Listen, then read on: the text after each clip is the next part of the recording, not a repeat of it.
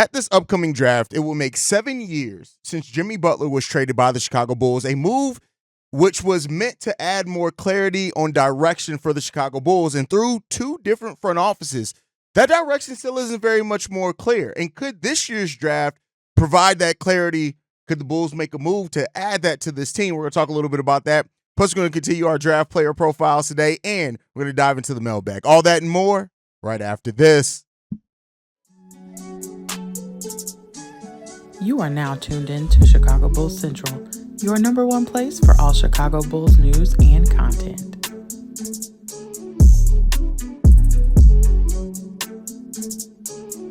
What's going on, Bulls fans? Welcome to another episode of Chicago Bulls Central, your number one spot for everything Chicago Bulls related. I'm the host, Haize, but more importantly, you guys can follow the channel at Bulls Central Pod on every social media platform we happen to be on. With that being said, let's go ahead and get into the content for today. So in 2017, almost 7 years ago, the Chicago Bulls traded Jimmy Butler to the Minnesota Timberwolves in a deal that included our 16th overall pick that became Justin Patton. And in exchange, we got Zack LaVine, Chris Dunn, and Lauri Markkanen. And that deal initially was met with a lot of skepticism around Chicago Bulls fans. Now, Jimmy Butler ended up not staying with the Minnesota Timberwolves very, very long. But that move was basically made because that front office at that time, and Gar Forman and Jim Paxson, did not understand how to build around Jimmy Butler. There was something they basically admitted to. We did not know how to build around Jimmy Butler. And at that point in time, they also were betting on their coach, Fred Hoiberg, which they then fired a year later, on top of all of that. And so, overall, the move of Jimmy Butler, a move that was made for a great two-way player, that was at that point ascending to being a star and looking like he was going to hit that, right? It was there to provide more clarity, to kind of reset the roster, reset the tone, give them a new timeline to build around a young, promising player in Zack LaVine. And, don't forget, by the way, Chris Dunn was the jewel of that trade because they almost traded Jimmy Butler for Chris Dunn straight up the year prior. But after Jimmy Butler's extension, they couldn't do that. They ended up getting Lauri Markkanen in that deal as well. And Chris Dunn, left on the Utah Jazz now. Lauri Markkanen also on the Utah Jazz. They went there separately. We didn't trade them both to Utah, but they both ended up there. And Lauri Markkanen is at the place now where the Jazz may be looking to shop him, maybe looking to keep him and build around him. But, it's no mistake about it that Lauri Markkanen's time here was met with some promise initially, and then it came down, right? And, injuries, things like that. And then another change of direction by the new front office in Arturas Karnisovas and Mark Eversley decided to go a different path completely. They made a lot of moves at the trade deadline prior. The following, offseason, they moved Lauri Markkanen and signed a trade deal to the Cleveland Cavaliers. And the rest is history. The Bulls still sit in a place now where, they have a playoff appearance and 2 play-in appearances, both that fell short since then. And it's just in the spot that the Bulls are still in, right, to try to find a path that is going to lead this team to being a perennial, at least playoff appearance team that has some upside and promise to kind of go further. And this could be an offseason where the Bulls make another trade at the draft that could very well try to start forging a new path forward for the Bulls. Now, I do think that the Bulls could be looking to move Zack LaVine by this trade deadline.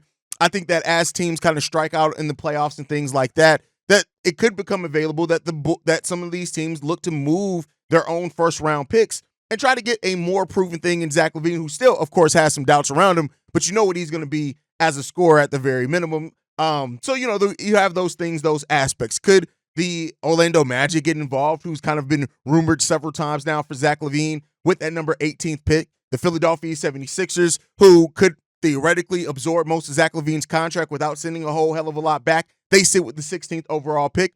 Could that be a possibility? Maybe. I'm not for sure saying that that's a thing. We keep hearing all things all around on the difficulty to trade Zack LaVine, or could there be more teams in on Zack LaVine than we realize because they do strike out? We've seen teams have disappointing off seasons and then turn that around to try to make a move on their roster to bring in some more talent. We've seen that before.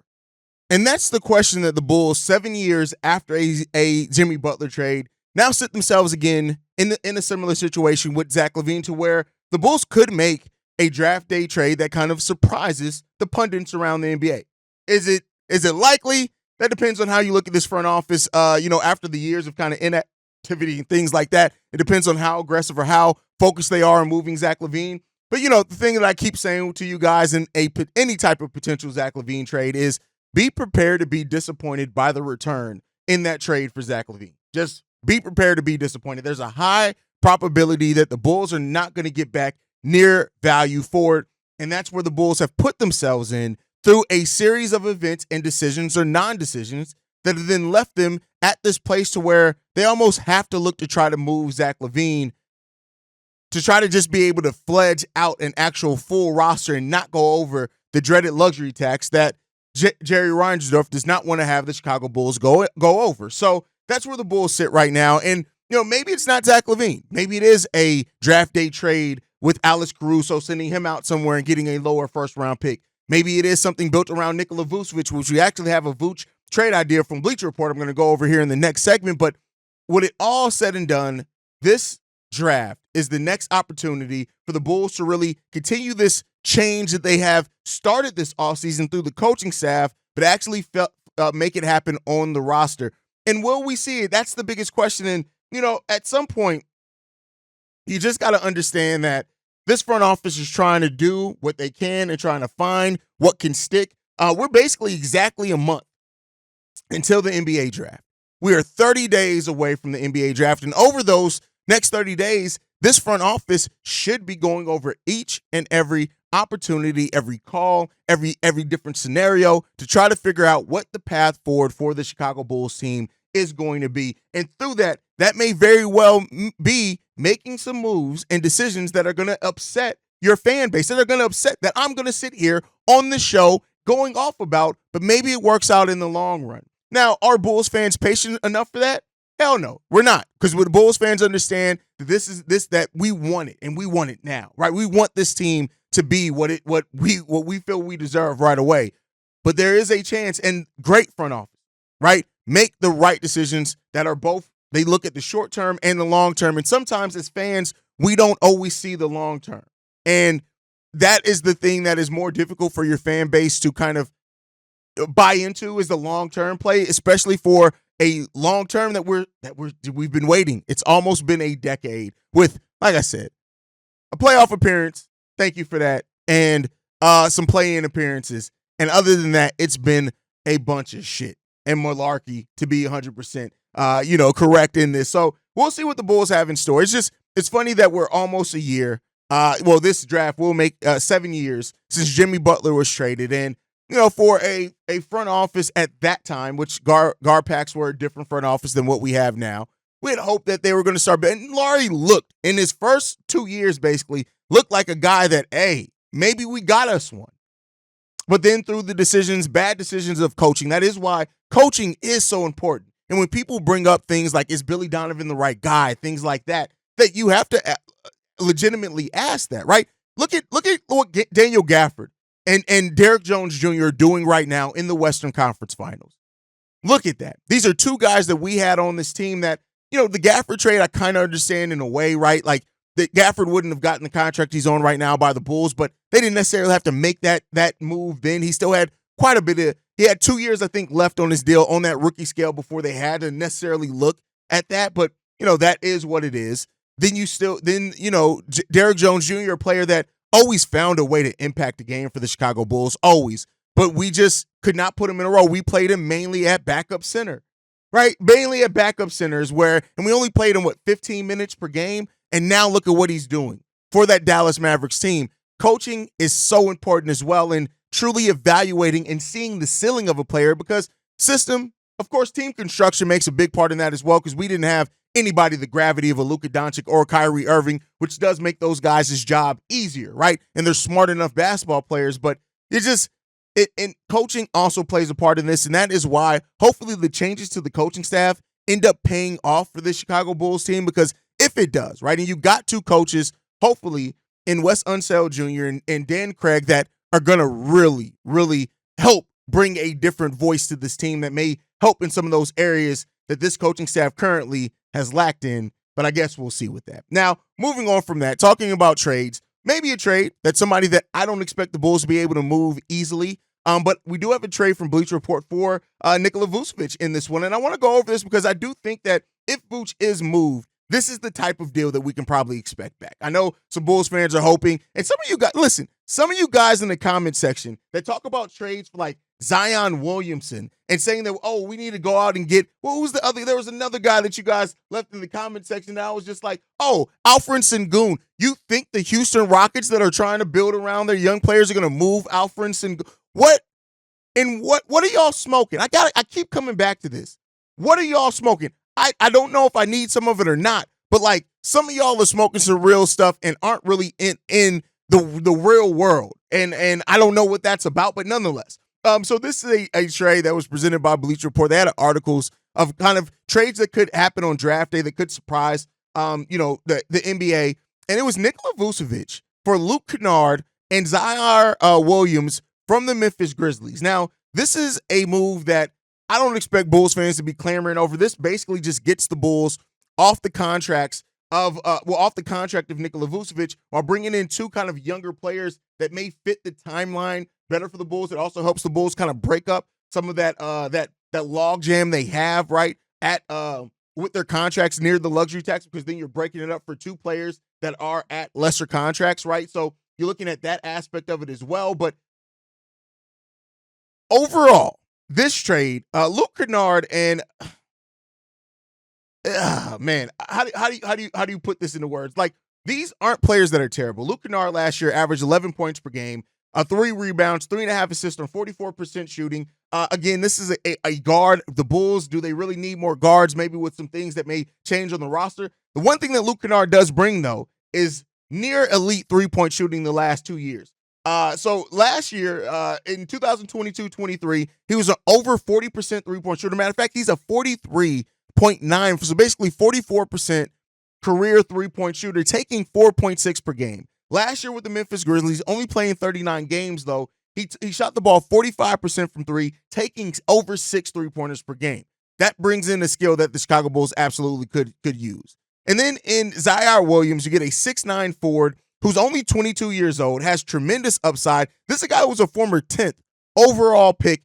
And, in this article, Bleacher Report talks about with the rise of like a G.G. Jackson, things like that, they could be more apt to kind of move some of these guys that haven't really kind of shined on their roster. Zaire Williams last year played 51 games. He averaged 8.2 points per game, 3.5 rebounds, 1.5 assists. He shot the ball 39% from the field, which isn't great, and as well as 30% from three-point range, taking 3.7 three-pointers per game. But the thing that I think saves the Bulls the most in a move like this is the fact that you're breaking up some of those contracts, right? And Luke Kennard, though, still has, I believe, a few years left on his deal. Luke Kennard in 2023-24, it's actually a team option. It's a 2-year option. So he could be under contract for just the 2024-25 season, and then he could be off the books as a restricted free agent as soon as the season after 2025-26. So you're not really attaching long-term money. Well, that's Zaire Williams' contract. I'm sorry, that's Zaire Williams. Zaire Williams is under that on that rookie scale deal for that amount of time. And then you have Luke Kennard, who's under contract has a team option in 2024-25, and then he's an unrestricted free agent in 2025-26, and that contract next season is $14.7 million. So you're getting a guy who is only under contract for 1 year. You're basically getting an expiring $14 million contract, which you then can extract that equity out of that, and then you're getting a young guy who's on a very controlled $4 million team-friendly contract. And maybe you can look to see what he gives you at only 22 years old. Maybe you're just not really looking at him. You could flip him somewhere else. This is a solid enough trade idea if the Bulls are looking to kind of get off Nikola Vucevic's contract. Now, the thing with this is that would probably guarantee that the Bulls are drafting center in this draft, which isn't necessarily bad. Maybe they're looking at bringing in Adama Sanogo to play some center minutes, and maybe they also keep Andre Drummond in a case like this, which a lot of Bulls fans aren't going to be mad at. So this is a solid enough deal, not a deal that I think is bad. With John Morant coming back next season, G.G. Jackson on his really good cost control contract on top of all of that, which they signed him to a longer-term contract, they could be looking to move on from some of these guys as well to give some opportunities. And in this deal, they're looking at the fact that Nikola Vucevic could play center, while that allows Jared Jackson Jr. To focus on playing the 4, which he seems to be better at. We know he's not afraid to take three-point shots, mid-range shots. At that, he's a rim protector, solid defender as well, next to Nikola Vucevic that we don't have next to Vooch here. So the Bulls theoretically could be looking at that if they do a type of deal like this. Now, do I think it's likely? I think this is kind of one of those places where a writer is trying to find a need by a team, and a team that theoretically may be looking to move on from Vooch because of whatever's going on with this team.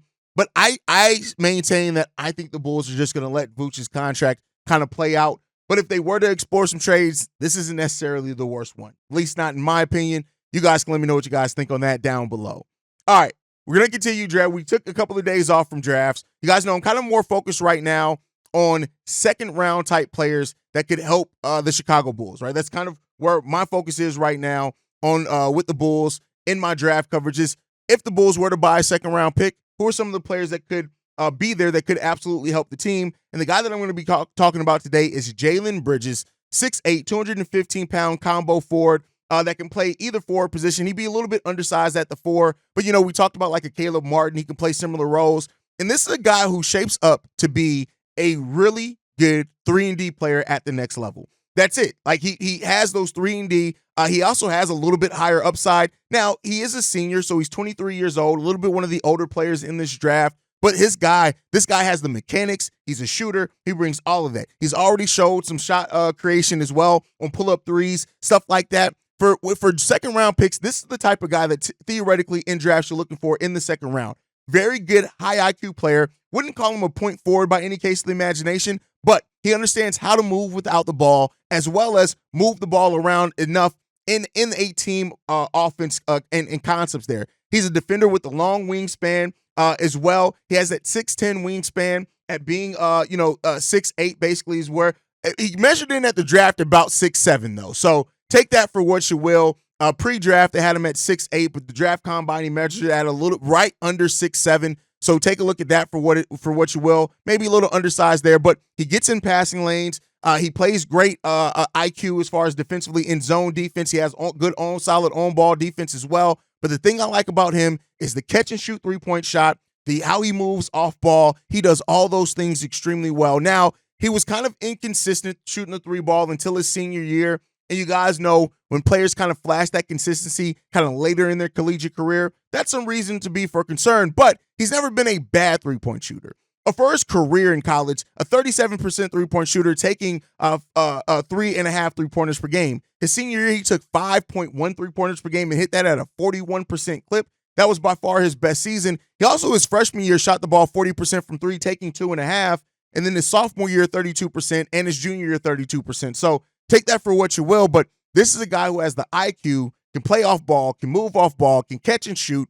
In the second round, I really like the potential of this guy as well in Jalen Bridges, and I think that if the Bulls were to get a second-round pick through a trade that they make or buying a second-round pick, he's definitely somebody that should be on the board for the Chicago Bulls, at least in my opinion. But you guys can let me know what you guys think on all that down below. Now, we had some carryover from the voicemails. We're going to get into that. The first one that we're going to get into, this one's from Corn. What's the word, King?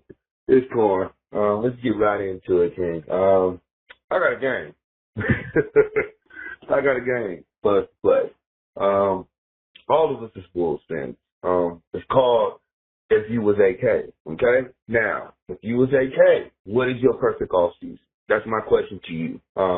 You ain't got to answer it right now, as I'm telling you. You can make it a segment or whatever, or you can answer. You probably do got the answer. You're a smart man, very intelligent man, so I'm pretty sure you'll have the answer of that. But me too, because I'm gonna answer that question too. If I was AK, what team would I want to see the start of the season?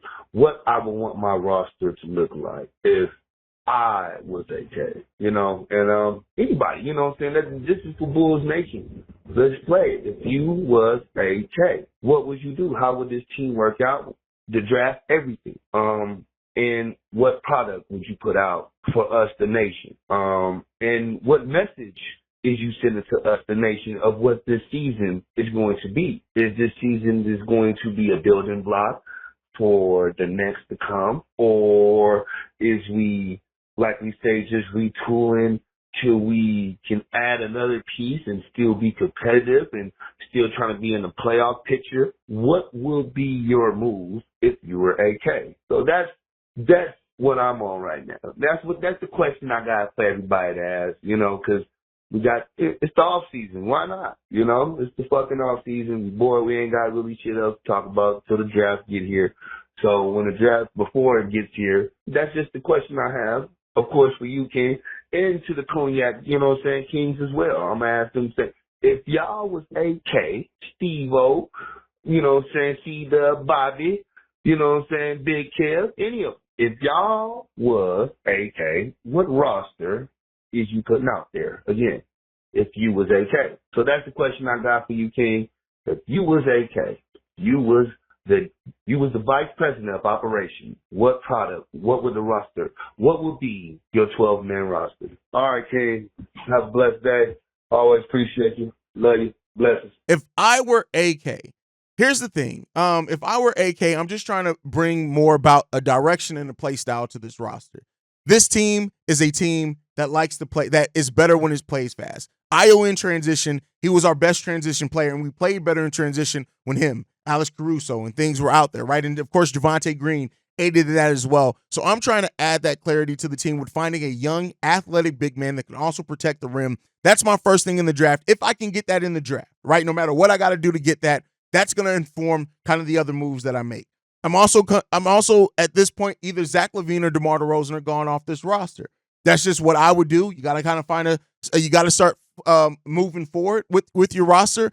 And I'm also focused on making, if I don't feel like the goal this season to me would be give the younger guys more opportunities, create more opportunities for them. And if we succeed with doing that, cool. If we end up losing out on our first round pick next year because Kobe, Julian Phillips, Io, God forbid it's Patrick Williams, right? And the young guys are the biggest reason why, I'm cool with that. And the new draft pick, of course, right? If we give these younger guys more opportunities and they end up sinking, we have a better evaluation of just their talent now, and then we're moving forward into a deeper draft with a better pick to then move forward and to try to find a player to build this team around in that draft, because that's your next chance to find a guy that you can build that around. That's my focus. That's what I'm bringing to this team, and that's what I'm trying to do. And anything that keeps me from that, gotta go. And that's what I'm looking for at that. Again, not saying tank. I'm not saying you tank necessarily to try to keep to try to make your pick top 10. I'm saying that you bet on your young guys and you give your young guys opportunities to grow. You put the ball in their hand and say, all right, this is your chance now. This is it for you. Show us what you got. And if they don't show us much, all right, we're bringing in a new young guy that we feel confident is going to up the ceiling of this team. That's what I do personally. I know not a lot of Bulls fans are all going to agree with that, but that's kind of what I think at this point. All right, let's get into the last voicemail for today. This one's from Reginald. Hey, this is Reginald from Columbus, Georgia. I just want to take a minute to speak about Lonzo Ball and his injury update. I really wish for him to have the best. He did a whole thing about how he's going to be ready to go by spring training, or he's going to be available game one opening. But I think what gets everyone frustrated is that we really, like you said, we don't want to get our hopes up. Like, we don't want you to go around talking about how he's going to be ready game one and it's going to be, that he's good to go. Like you said, we want him to show us that you can go and show us that you can be 70% of what you were. Like, at this point in time, we all know that his dedication and effort and talent he possessed. I mean, when we remember back in the day when he was with the Lakers, when he just first got drafted, he couldn't shoot a shot. He couldn't make a free throw. His shot was terrible. It looked ugly. But he worked on his game for years. And by the time he was done with the the Pelicans, and we made the call to go get him, he came in, he was looked at as a high value guard. He was a guy who could shoot 40% from three. He can make all the right decisions when it comes to distributing the ball, getting people in the right place. You could tell he put in a whole lot of effort in all aspects of his game. And I think that's the frustrating part. Well, at least that would frustrate me the most, because all that potential is more or less gone. Like, just listening to other doctors explain the type of injury he had, type of surgery he had to get, like, even he comes back, it's only going to be for like a few years. You know, you can't expect him to have a 12, 13-year career playing at any real high level. And it just hurts to see him, and knowing how much he loves the game, and knowing that his dream is pretty much not over, but, you know, it's going to take a hit and never going to reach his full potential. But maybe I'm wrong. I hope I'm wrong. What do you think about Lonzo? And should we be mourning the career he could have had, or should we be hoping that at least he finds? All right, I think at this point where I sit on the Lonzo Ball thing is Bulls fans just got to be real. Lonzo Ball is not this long-term Bull that just like it's just not. He played less than 40 games for the Chicago Bulls. That's it. That's his tenure. And even if he does play the most games possible with his injury and recovery and things like that, let's say he does play 50 games. Right? I think that's overblowing it. We're looking at almost 90 games from a player. That's not somebody like this clamoring for Lonzo Ball from some. I think it's a small portion, but at the end of the day, it's been a big the Lonzo Ball contract has been a huge disappointment. He doesn't want to be hurt. I'm not holding that against him, the person, but at some point, you got to focus on improving your team. That needs to be your focus. Lonzo Ball has not done anything for the Chicago Bulls team that he deserves some type of. We traded Joakim Noah and Derrick Rose. We traded Luol Deng. We traded Kurt Heinrich, brought him back, and then I think we traded him again. Those are players that I looked at and said, damn, why do we have to trade those guys? Or why do we move off those guys? We didn't trade Joakim. He signed it as a free agent. I had to correct myself on that. At some point, you just got to cut your losses. And unfortunately, Lonzo Ball is a loss. That's it. He's not coming back and making this huge return to thing. And if he does, guess what? The Bulls aren't in the place where they can take a chance on that. They're just not. So that's where I look at it with the Lonzo Ball situation. Is it a cold-hearted view? Maybe a little bit, but sometimes you need to be cold in business. And that's just what it is. But you guys can let me know what you guys think on that down below. Make sure you guys are following the show at Bulls Central Pod. You can send us any feedback, questions, comments, concerns. BullsCentralPod@gmail.com. Lastly, if you want to leave a text message and our voicemail for the mailbag, the number to do so, 773-270-2799. We are the number one spot for everything Chicago Bulls related, thanks to you guys. And like I like to end every episode on, go Bulls. Love you guys. See red if you can, y'all. Peace. This has been a presentation of the Break Media.